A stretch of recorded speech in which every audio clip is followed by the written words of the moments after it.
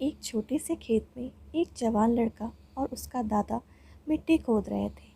वे मिट्टी को पलट रहे थे, उसके गांठों को तोड़ रहे थे ताकि मिट्टी उस वर्ष की बुआई के लिए अच्छे से तैयार हो सके। उस काम में काफ़ी कड़ी मेहनत थी, लेकिन उनके सभी प्रयास एक अच्छी फसल प्राप्त करने के लिए आवश्यक थी। बूढ़ा आदमी अपने 70 की उम्र में भी अच्छी तरह से कड़ी मेहनत कर रहा था। हाँ, थकान से वो काफ़ी हद तक हाँफ रहा था। हर प्रहार के ज़ोर से उसके माथे से पसीना टपकता था, लेकिन फिर भी वो शिकायत नहीं कर रहा था। उसका पोता, जो महज 17 साल का था, तंदुरुस्त और ताकतवर, वो मिट्टी को पलटने और गांठों को तोड़ने में लगती मेहनत और ताकत के लिए कोसता। फिर वहाँ खड़े होकर वह हाँफता और थोड़ी देर के बाद रुक जाता। थोड़ा आराम करने के बाद फिर से काम शुरू करने से पहले शिकायत करता। थोड़ी देर बाद युवा पोता देखता है कि उसके दादाजी ने जितना काम कर ज़मीन को तैयार किया, वो खोदने की तैयारी की ज़मीन से बहुत ज़्यादा है। दादाजी, जब आप इतने बूढ़े हो, फिर भी आपने मुझसे इतना अधिक काम कैसे किया? पोता अपने दादा से पूछता है। दादाजी ने उसे जो जवाब दिया, उसकी उसे उम्मीद नहीं थी।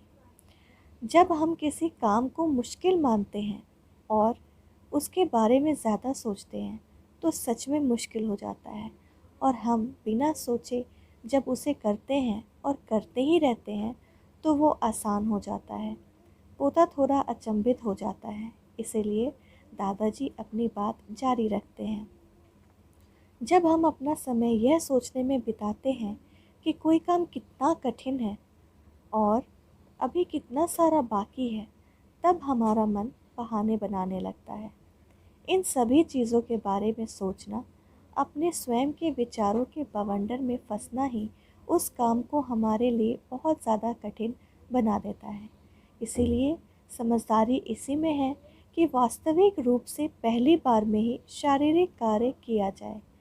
जब आप तय किए काम के बारे में ज़्यादा सोचते हैं और अपने दिमाग को नकारात्मक विचारों पर केंद्रित करने की अनुमति देते हैं, तो आपकी गति उस काम को करने के लिए अपने आप धीमी हो जाती है। अगर आपको किसी भी काम के दौरान सकारात्मकता बनाए रखना चाहते हैं, तो आपको तुरंत उस काम को शुरू करना चाहिए।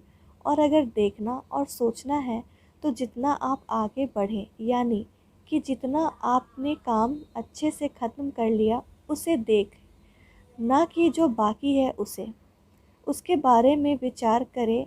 ऐसा करने से एक सुखद और सकारात्मक एहसास आपको उस काम को लगातार करते रहने की ऊर्जा देता रहेगा।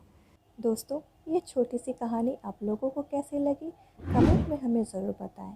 पसंद आई हो तो वीडियो को लाइक, शेयर और चैनल को सब्सक्राइब करना ना भूलें।